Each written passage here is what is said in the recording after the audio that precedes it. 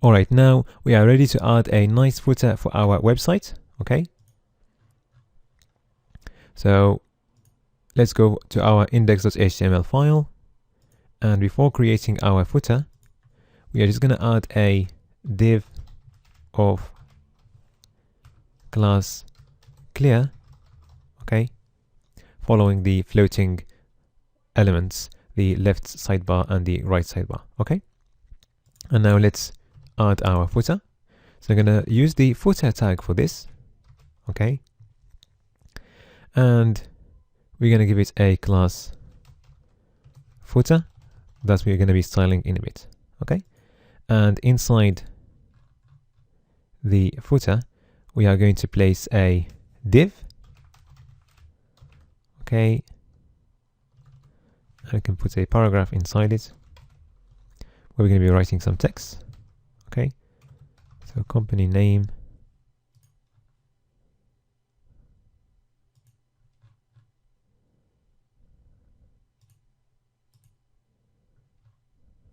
okay, and then copyright, and to create this symbol we're going to use an HTML entity. So we're going to make it using ampersand copy.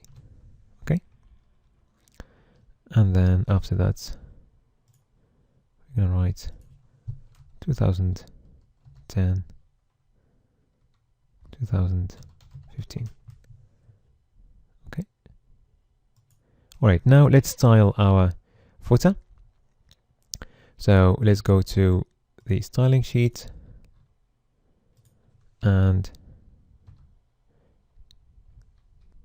create a new line.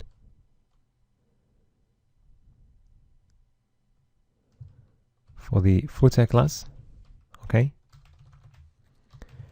so let's give it a height of 50 pixels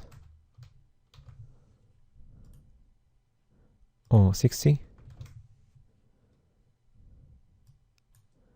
Okay, also let's give it some background color.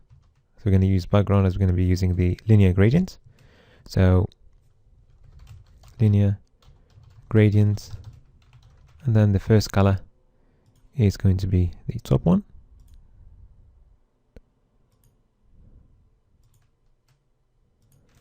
and the second one is going to be the bottom one. Okay, here we go. So that looks nice. Now we're going to need to add some padding. Okay,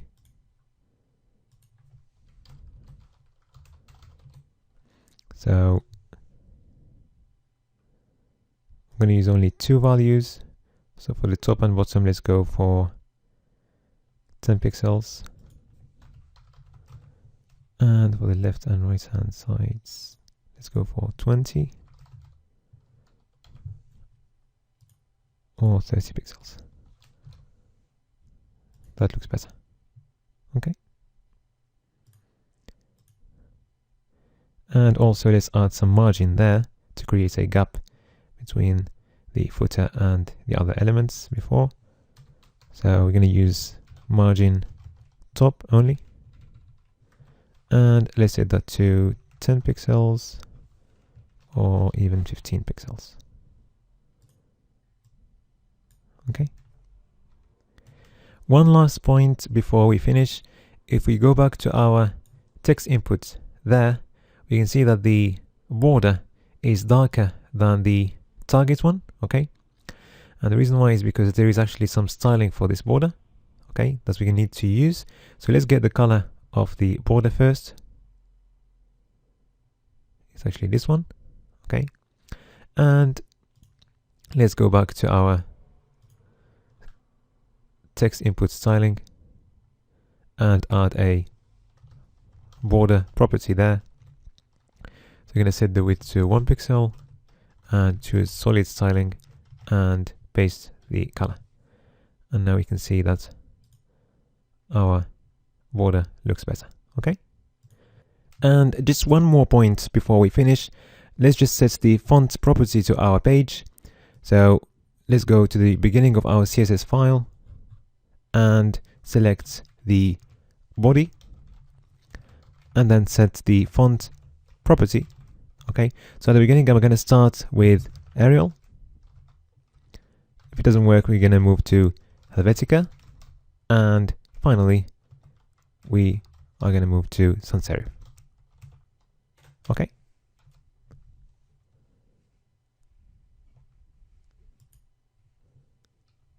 Just one comment before we finish. Regarding cross-browser compatibility, whenever we use a gradient function, like linear gradients, we need to add a few more lines to make sure that this is going to work in all browsers. So the other lines are going to be similar to the first line. We are just going to be adding something at the beginning of the function. So for the first one, we're going to add WebKit or minus sign WebKit minus sign for Safari, and then minus sign O minus sign for Opera, and then minus sign Moz minus sign for Firefox. And we're going to do the same thing wherever we have a gradient function.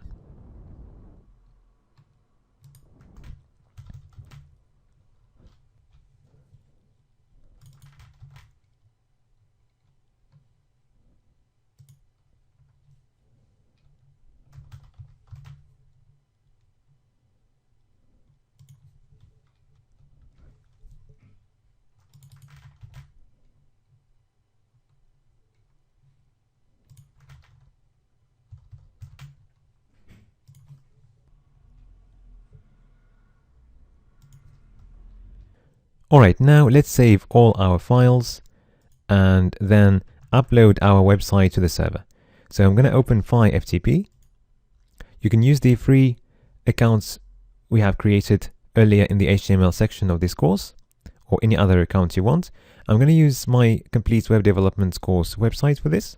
So I have created a folder websites inside the root directory of the website. Okay, and I'm going to copy the maths websites project folder in there using the upload arrow. Okay, so now I've got my project folder in there. Okay, so to access the index.html file, I would need to type the address of the website followed by /websites and then / the name of the project folder. Let's change the name of this folder. Okay, and take out all the spaces so that it's easy to type in the address bar. Okay.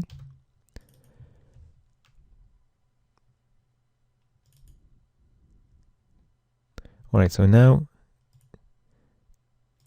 if we type the website's name followed by the websites folder and then the other folder, we're going to land in the index.html file here. Okay, and we can see our website there. All right. Now let's make sure that our website is XHTML compliant.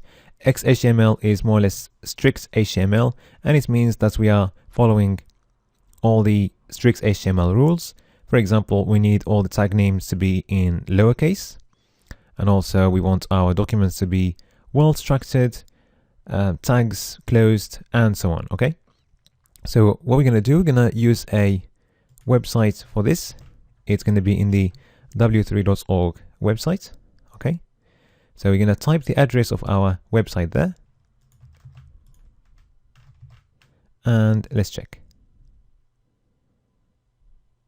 And we can see that the document check-in is completed and we have no errors or warnings. Okay. All right. Congratulations, you have just created a nice website from scratch using HTML and CSS. And you had the opportunity to review and practice many of the skills that you have learned in the HTML and CSS chapters of this course. If you have made something different, or if you have changed the design, then I would be very interested in seeing what you have done. So please post the results in the forum of this course and share with me and other students. I look forward to seeing you finishing other projects and becoming a highly skilled and professional web developer.